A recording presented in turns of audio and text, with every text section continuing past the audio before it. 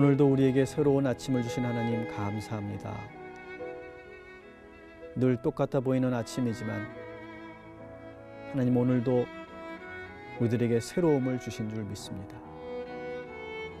오늘 하루 우리들 너무 익숙해지지 말게 하시고 매너리즘에 빠지지 말게 하시고 새 영, 새 마음, 새 신을 부어주셔서 이렇게 노래하게 하여 주옵소서. 아침마다 새롭고 늘 새로우니 주의 성실이 큼이라. 예수님의 이름으로 기도합니다. 아멘.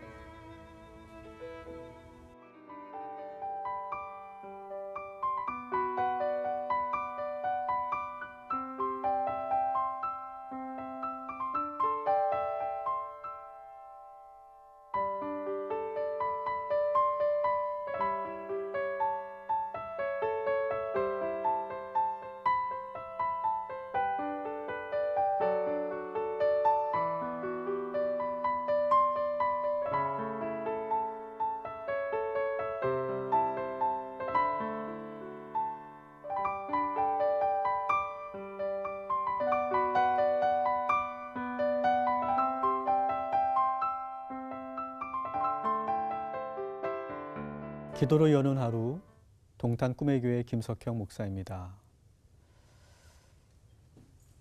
지난주에 이어서 우리가 같이 계속해서 말씀을 나누게 되는데요.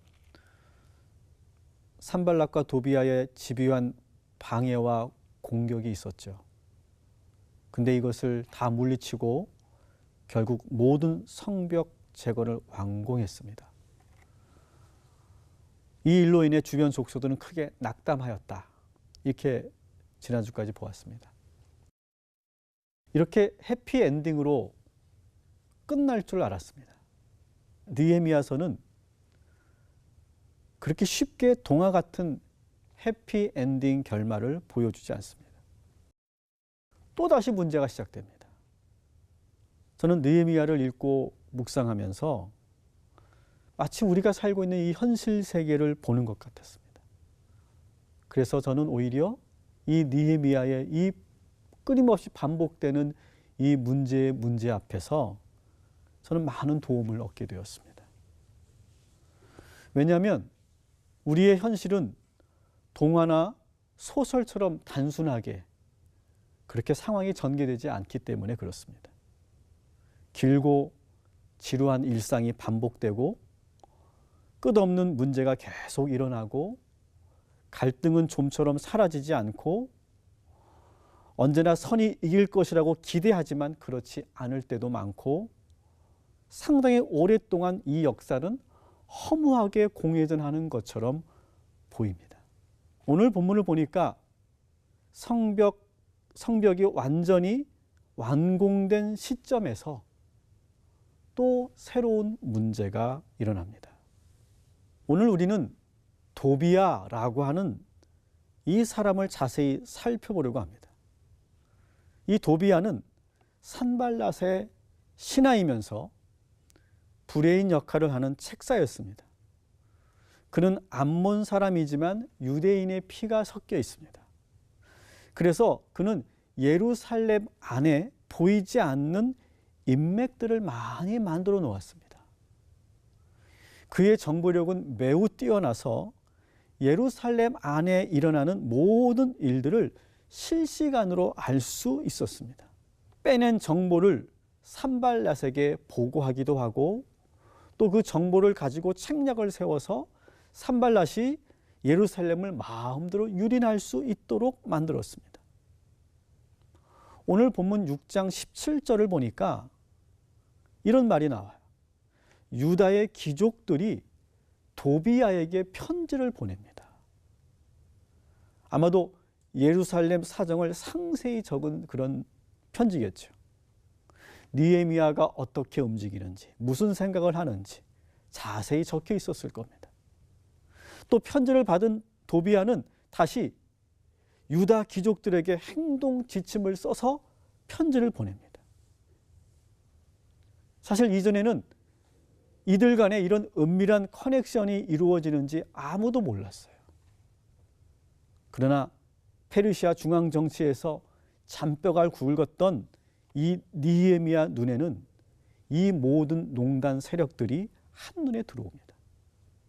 더욱더 심각한 것은 18절에 나옵니다. 알고 봤더니 도비야와 유대의 귀족들은 정략 결혼을 통해서 아주 밀접하게 연결되어 있었어요. 이 도비야는 유대의 귀족인 스가냐의 사위였어요. 또 도비야의 아들 여호하난도 유대 귀족 베레기야의 딸 무술람과 결혼을 했어요. 그것 말고도 다양한 형태로 마치 거미줄처럼 아주 촘촘하게 끈끈하게 네트워크가 연결되어 있었어요. 이런저런 이권과 이해관계로 얽히고 설켜서 아주 끈끈한 그런 동맹관계를 맺고 있었어요. 느헤미야가 등장하기 전까지 이런 복잡한 연결고리는 드러나지 않았어요. 그런데 마치 지금은 고구마 줄기처럼 땅속에 숨어있던 이 고구마 줄기들이 술술술 밖으로 나오듯이 도비야와 관계된 모든 인사들이 서서히 드러나기 시작하는 거예요. 이들이 예루살렘 곳곳에서 지금까지 어떤 방식으로 여론을 조작하고 이 나라를 농단하였는지가 19절에 나옵니다. 그들이 도비야의 선행을 내 앞에서 말하고, 유대 귀족들이 느헤미야 앞에서 공공연하게 노골적으로 도비야에 대해서 칭찬을 하는 거예요.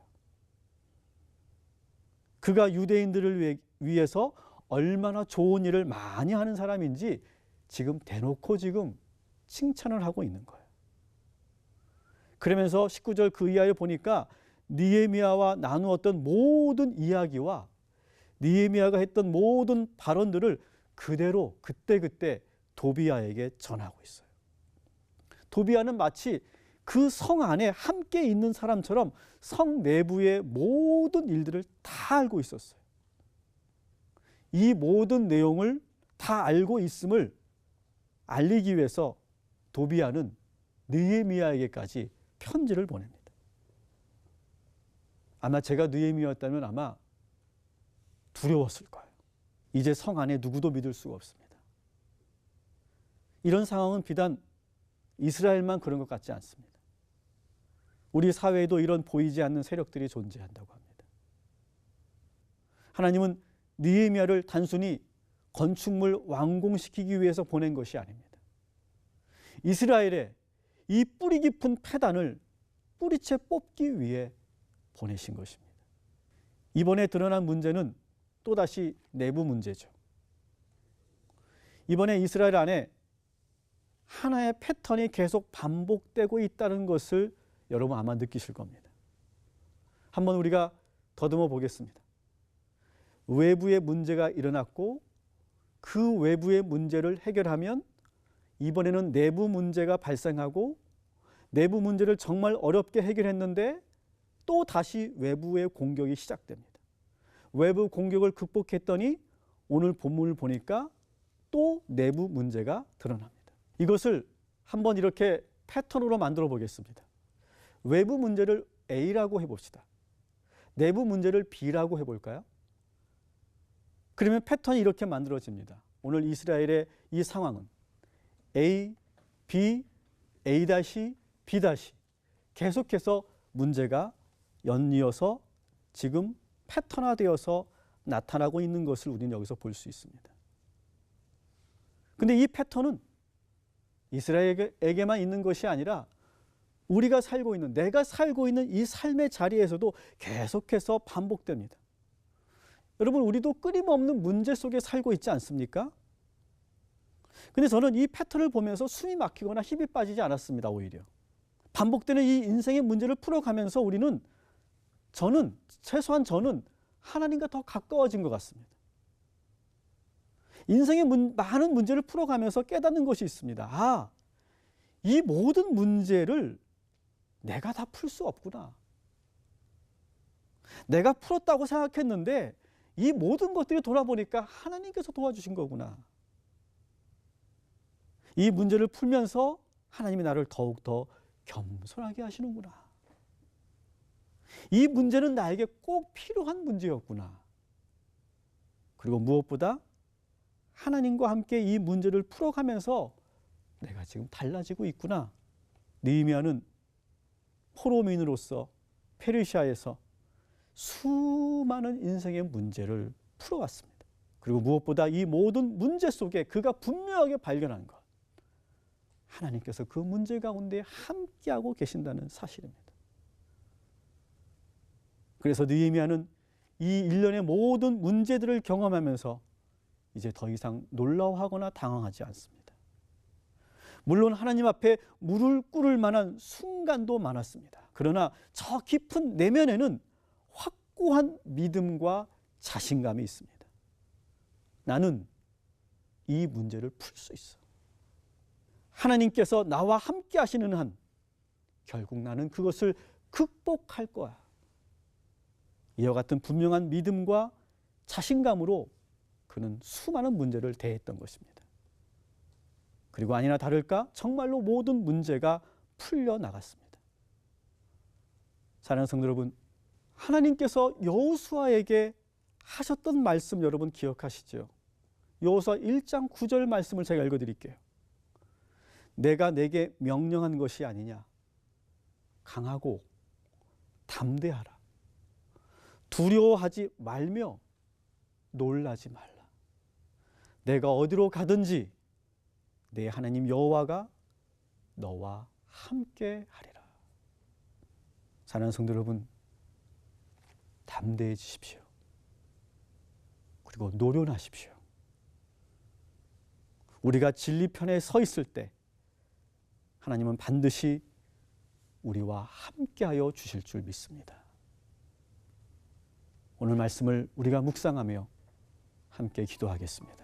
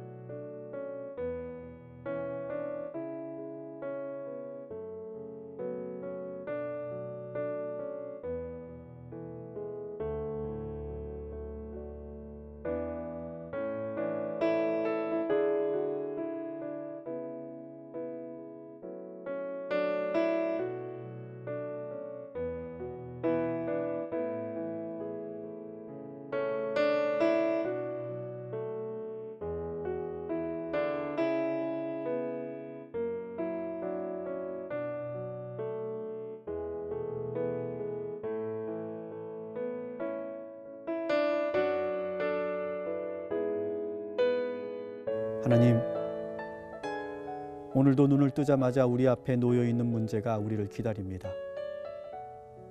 숨이 막히고 답답합니다.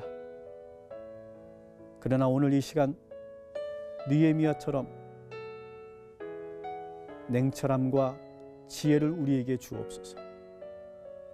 무엇보다 하나님이 함께하고 계심을 믿고 지금까지 잘 해결해 왔던 것처럼 자신감을 가지고 우리가 다시 도전할 수 있도록 인도하여 주옵소서. 그래서 우리 그리스도인들이 가는 곳에 하나님의 나라가 임하게 하시고 정의가 하수처럼 흐르게 하옵소서. 예수님의 이름으로 기도하옵나이다. 아멘.